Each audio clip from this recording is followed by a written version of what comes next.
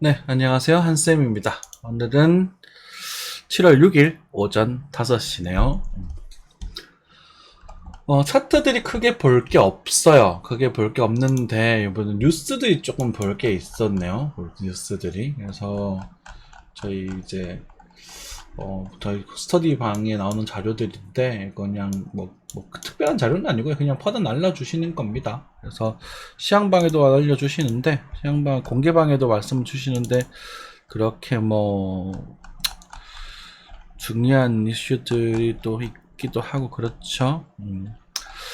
자, 예전에 말씀드렸던 이야기인데요. 지금 여기 어디 있는지 잘 모르겠네. 네. 잘 안 보입니다. 그거예요. 제가 그 2023년이 들어서기 전에 작년에 집값이 지금 되게 비싸다. 그럼 언제 사면 되느냐. 이런 말씀을 하셨을 때 23년 말, 그렇죠. 22년 말에서 매수하실 수 있고 23년 말에서 24년 초 정도에 집을 사시면 저렴하게 사실 수 있을 것이다. 라고 말씀을 드렸어요. 그렇죠. 그래서 실제로 집값이 많이 싸졌죠. 그런데 제가 그때 당부드렸던 말씀이 뭐였냐면 저는 그때 신축보다는 좀 한 5, 6년 된 구축을 더 선호하고 싶다라고 말씀을 드렸었던 것 같아요. 그 이유가 뭐냐면요. 그렇게 그때도 말씀을 드렸었는데 지금 다시 한번 말씀을 드리자면 우리가 건축비가 급격히 상승하게 됩니다. 건축 자재비가. 그게 이제 작년이었죠. 그런데 이제 건축 그 분양 가격은 떨어뜨리게 돼요. 그런데 우리 건설사들이 그걸 손해보고 팔리지는 않거든요. 그러면은 부실공사가 될 수밖에 없다. 그래서 부실공사를 우려하셔라. 그래서 신축을 사셨을 때는 뭐 알아보실 수 있을지 모르겠지만 잘 알아보고 사셔라. 라고 말씀을 드렸었어요. 혹시 기억나십니까? 그러고 나서 얼마 뒤에 그 프로지오였나? 아니지 무슨 이편안이었나? 프로지오였던 아이파크구나. 아이파크가 이제 무너졌었고 많은 좀 참사가 있었었고 그리고 지금 제가 대구에서는 자이가 제일 유명하거든요. 자이가 아파트 벽대기가 없다, 철근 안 넣었다 이러면서 지금 다시 짓는다라고 말이 많잖아요.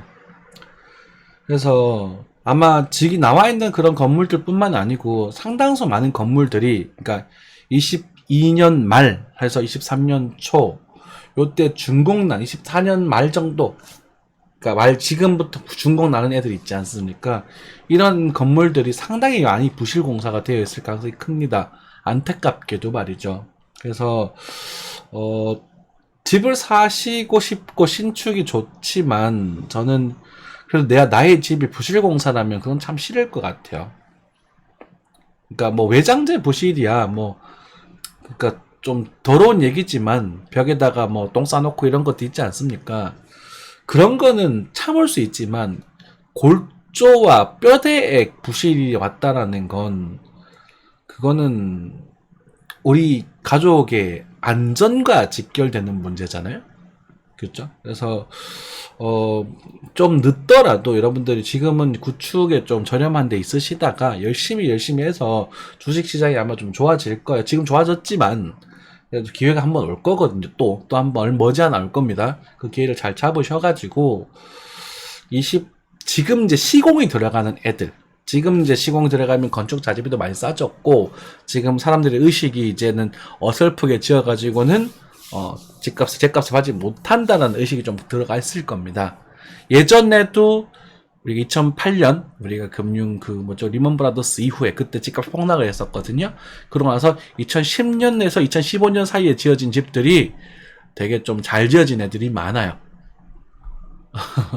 저도 그때 지어진 집들 왜냐하면 그때 집값이 또 오르기 시작을 하면서 애들이 신경 써서 짓기 시작을 했거든.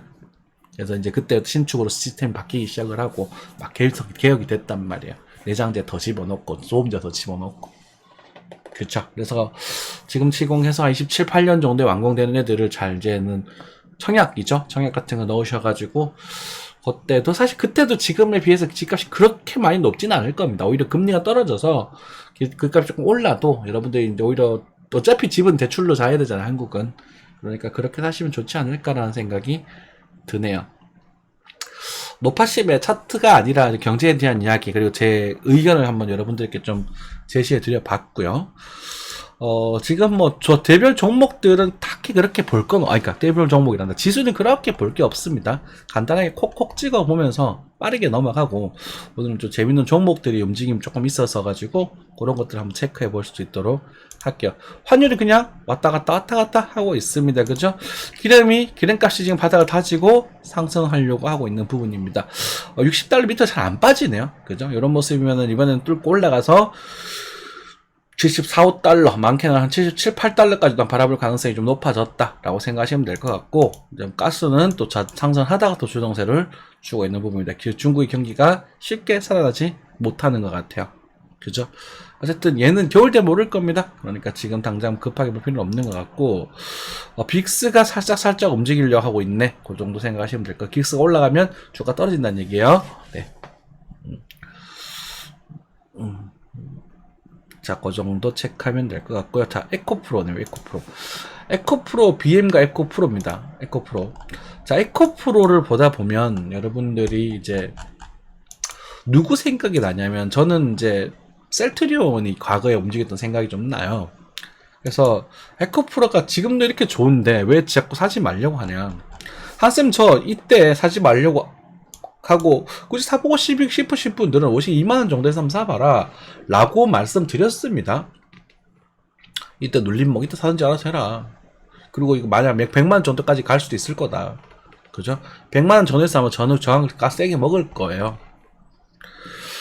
자, 이 회사가 나쁜 회사가 절대 아니에요. 나쁜 회사라고 사지 말려고 하는 게 아니라 소재가 너무 강해져 버렸기 때문에 그런 거예요. 우리가 물론 이걸 잡아서 여기서 잡아가지고 여기서 먹고 이까지 먹으면 얼마나 좋겠냐마는 그것은 이 구간을 걷렸던 사람들의 이제 특권인 것이고, 이걸 다 구경하고 나서 눌림목 잡는 이게 우리가 할 수 있는 일이었거든. 그렇게 시험을 해드렸었잖아요. 그죠? 그러니까 이제 셀트리온이랑 차트를 비교해보면 셀트리온도 절대 나쁜 현상 아니에요. 셀트리온 바이오 쪽에서 우리 한국에서 거의 대장이잖아요. 삼성 바이오로직스와 더불어서. 그죠? 봐봐요. 그리고 나서 이런 상승을 만들어 주죠. 그죠? 그리고 나서 어떻게 이런 조정을 새를 짓게 됩니다. 아마 에코프로도 아마 이렇게 진행이 될 거예요. 그러고 나서 한 번 더 가겠지. 왜냐면 이게 나쁜 회사가 아니고 업황이 좋거든. 당시 이쪽 업황이 굉장히 강했거든요. 그죠? 저도 셀트리온의 약을 먹고 있던데 좋아요. 그쵸. 그래서 이런 거에서 매수를 잡아본다는 거지. 그래서 지금 우리 에코프로가 이거 셀트리온이랑 대응을 해서 어느 정도 위치에 있을지는 제가 잘 모르겠습니다만, 아마 한 8분 능선 넘지 않았나 이렇게 좀 생각을 들고 있다. 그래서 조정이 나오고 나서 다시 사도 늦을 게 없다. 그러니까 전기차가 본격적으로 상용화되기 시작하는 시기가 25년부터일 거예요. 그러니까 지금 전기차 여러분들 뭐 전기차를 쌓기 지금 타보셨을 때 편한 것도 많지만 불편한 것도 되게 많거든요. 충전 인프라라든가 이런 것도 많이 불편하잖아요. 그래서 25년부터 아마 27년 요 사이에 전기차가 급격하게 보급이 되기 시작을 하면서 실적을 만들어준 게 진짜 알짜배기 실적일 것이다. 이렇게 좀 생각이 되고 있습니다. 셀트리온은 지금은 나쁘지 않은 자사수 매입 이슈가 있어서 지금 단기적으로 딱 반등할 수 있는 요령이 있을 겁니다. 그래서 한 뭐 15만 9천 원 정도? 하지만 이제 이 밑으로 깨지게 되면 여러분들이 가치적으로 좀 느껴서 천천히 분할 매수 해보셔도 좋겠다 라는 생각이 좀 들고 있어요. 자, 오늘 좀 중구난방으로 좀 할 겁니다. 네, 오늘은 그리고 자, 요거는 S&P고요. 그죠? 나스닥도 왔다 갔다 하고 있습니다. 참, 그죠? 들고. 이번에 FOMC가 어떻게 되려나? 지금 좀 긴가민가 해요. 좀 확실히 좀 옛날과는 흐름의 모습이 조금 다르죠. 쭉쭉 상승하던 모습에서 뭔가 조정도 좀 길게 나오고, 그죠? 이런 것도 다 길잖아요. 길게 나오고, 반등도 조금 추세가 깨져서 그런 거거든. 여러분들 이 다음 추세가 깨질 때는 이제 나스닥도 좀 하방을 좀 볼 수 있을 거예요. 아직은 안 깨졌거든. 요 녀석이 깨져야 되잖아요. 그죠? 깨질랑말 하고 있습니다. 배팅해 보셔도 돼요. 이럴 때 이제 매매 손절 디테일하게 잡으시면서 이렇게 매매 이렇게 톡톡톡 하시는 분들은 이럴 때 손절 좀 나가더라도 한번 잡아보시다 보면 어쩌면 또 한 번씩 크게 나올 수 있기 때문에 이럴 때는 우리가 이제 그 매매도 좀 해볼만 하다. 그죠? 네. 그리고 여러분에게 또 말씀드리고 싶었던 게 뭐였더라? 한번 살펴볼까요? 왜냐면 방송을 보시다 보면 여러분들이 인사이트를 좀 얻어가셔야 되잖아요. 그쵸? 자, 니콜라입니다. 니콜라는 제가 이때 추천을 많이 드렸었죠. 그래서 3배 정도 올랐었습니다. 그죠? 근데 그리고 나서 제가 1달러 정도에서 다시 한번 잡아볼 수 있을 거다 말씀드렸고 1.45달러. 그러면 지금 발라먹은 거예요. 이 웨이브로 하나. 이렇게. 이 첫 단추를 잘 찍었기 때문에 땅 다 발라먹은 거예요. 이제는 저 니콜라 보지 않겠습니다. 알아서 하세요. 아시겠죠? 많이 가면 한 2.5달러까지 갈 수도 있지 않을까 싶은데 일단은 안 보겠습니다. 그런데 재밌는 일이 있었어요. 제가 좀 우리가 강심장이 되실 분들에게 이 종목을 한번 해보라. 그러니까 돈 100만 원 넣고 한번 해보는 거지 뭐. 이럴 때 해보는 거예요 라고 말씀드렸었는데, 자, 이게 지금 실제 60%, 70% 올랐거든요. 근데 70% 올랐는데도 불구하고, 야, 이거는 뭐 코딱지예요, 코딱지. 이게 뭐야 이게. 그죠? 3만 달러 하던 종목이 0.1달러. 그러니까 30만 토막이 났어요. 30만 토막. 30만 원이 1원이고 300만 원이 10원이고 3천만 원은 100원이 됐고 3억 원은 1000원이 됐고 30억 원이 만원이 됐다는 거죠. 30억 투자했는데 만원 남았어요. 그렇게 됐거든요. 그런 상태에서 이런 딴 종을 왜 투자해? 왜 추천하냐? 라고 할 수 있지만 이게 빠질 만큼 빠졌다. 이게 어설프게 빠졌을 때 이럴 때 사면 이제 빠질 만큼 빠진 것도 아니야. 뭐가 나와야 되냐면 거래량의 폭등이 증가를 해야 된다 그랬잖아요. 폭등 등장을 해야 된다고. 그죠? 그 전까지는 증거가 부족한 거예요. 뭐 반등을 할 수 있겠지만, 그죠? 이제 어쩌면 쇼스 퀴즈가 나왔다. 그것에 대한 정보는 우리가 예전에도 말씀드렸다시피 계속 이 멀리는 종종 말씀드렸죠. 보신 분들 아실 거야. 이렇게 나오면서 1.6달러 정도에서 정찰을 박아보시고 1달러 정도에서 한번 매수를 들어가서 이 정도 돌아오려면 물량을 줄여라 이렇게 말씀드렸거든요. 그죠? 그래서 지금 이 정도 나왔으면 사실 조금 더 움직일 수 있습니다. 조금 더 올릴 수 있긴 한데 어쨌든 요 정찰 박으셨던 분들, 요 정도에 잡으셨던 분들, 한 1, 2배 넣으셨던 분들 한 60%, 70% 수익 났을 거예요. 축하드립니다. 이거 익절 하셔야 돼요. 익절 들고 있으면 상회됩니다. 이거 1달러 넘어가야 되거든요. 그래서 일단 1달러 넘어갈 수도 있지 않을까, 뭐 그런 뭐 막연한 기대를 한번 해보겠습니다만 어쨌든 멀리는 거의 뭐 스캠에 가까운 녀석이기도 하고, 아니면 이건 버텨보시든가. 그죠? 그래서 이런 모습이 나오게 되면 차트적인 측면인데, 이 모습이 나오게 되면 좀 닿다가 나중에 한번 돌파할 때는 또 단타가 가능해지겠죠. 재밌었던 녀석이에요. 그죠? 뭐 아까 전에 앱코 같은 거 막 중턱에서 잡아가지고 70만원에 잡아가지고 100만원에 팔고 하는 것보다 이게 확률이 더 높을걸요? 그쵸? 그러니까 주식을 투자하는 게 이 가격대를 얼마까지 갈까를 맞추는 게 아니라 내가 어떤 종목을 발굴할까를 공부를 하시면서 여러분들이 선생님이 찾아내려고 하는 종목들을 어떤 관점인지 한번 잘 생각해 보시면 인사이트를 많이 얻어가실 수 있을 거예요. 자, 뭐 요것도 괜찮은 종목이고요. 그리고 뭐 여러분들에게 말씀드릴 수 있는 종목들은 뭐 정말 장투하시는 종목들, 저평가된 종목들 이런 것들 많이 말씀을 드립니다. 역시나 그 장기국채 마찬가지고요. 그렇죠? 뭐 실버 이번에 좀 반등을 좀 했어. 그렇죠? 금보다 은이 반등을 조금 많이 했는데, 제가 이번에 또 말씀드리고 싶은 건 이제 플래티늄, 백금입니다. 백금. 지금 백금이 금값에 반도 안 됩니다. 지금 백금이 금값에 반도 안 되는데 차트를 보시면 그냥 쉽게 말씀드릴게요. 백금이 가치가 있나요, 없나요? 한번 생각해 보십시오. 여러분들 금 가질래요, 백금 가질래요 했었을 때 백금이 아름답나요, 금이 아름답나요 물었을 때, 또는 산화도를 측정했을 때 백금이 더 산화가 안 됩니다. 아니요, 죄송합니다. 금이 더요. 죄송합니다. 그쵸, 어려요. 백금, 금이니까 금이 제일 산화가 안 됩니다. 플래티늄. 그쵸. 하지만 뭐 얘네들이 뭐 어떻게 사용되는, 제가 백금의 산업용으로 많이 사용되는 걸로 알고 있거든요. 그래서 백금의 지금 현재 가격이 2008년 그리고 2004년 정도의 가격이에요, 지금. 중간에 한 번 더 싸지긴 했지만 20년에 2004년의 가격이란 말이에요. 그러면 죄송합니다. 지금 시간이 오래돼서 그러면 얘가 자리를 잡고 돌파를 하게 되면 이게 클래스가 나오는 거죠. 그러면 얘가 백금이라는 게 400달러, 200달러 밑으로 빠질 거야? 라고 질문을 던지면 빠질 것 같으세요? 그죠? 별로 빠질 것 같지는 않지 않나? 아닌가요? 가치가 점점 줄어들지는 않을 거 아닙니까? 지금 현 일시적으로 긴축이니까 좀 쫄려들더라도 양을적을 완화하면 또 올라가겠죠. 그래서 백금 가격이 좀 저평가되어 있다라고 생각하시면 될 것 같고, 이 백금이라는 녀석은 은과 더불어서 아마 장기 투자하셨을 때 여러분 자녀분들께 물려주기 좋은 자산이 되지 않을까 싶습니다. 참고하시면 될 것 같아요.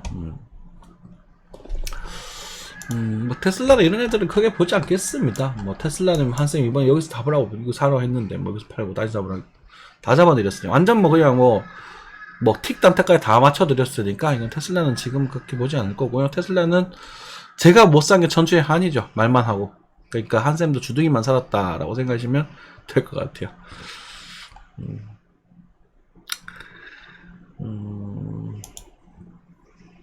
자. 그래요. 네, 요 정도. 뭐, 그 정도. 이건 도요타인가요? 도요타가, 강하게 반등을 하네요. 그렇죠? 네. 디즈니도 좀 바닥을 다지는 모습이고, 딱히 그냥 크게 볼만한 건 없는 것 같습니다. 지금 되게 종목 장세가 지금 형성이 돼 있어서, 이제는 종목 발굴 좀 잘 해야 될 것 같아요. 그래서 여러분들이 많이 올라가 버린 종목들을 잘못 사시면 물릴 수 있으니까 좀 조심해야 될 것 같고, 좀 저평가된 종목들은 물려 있으셔도 괜찮을 것 같고, 그런 상황입니다. 하나 더 말씀드릴 게 있네요. 우리가 부동산에 더불어서, 우리가 이제, 한국에 지금 새마을금고 이야기가 좀 많이 나오고 있어요. 그죠? 새마을금고 이야기. 그게 부동산 PF 관련된 거잖아? 그래서 한국에서는 부동산 PF를 좀 뉴스를 좀 눈여겨보셔라 라고 말씀을 드렸어요.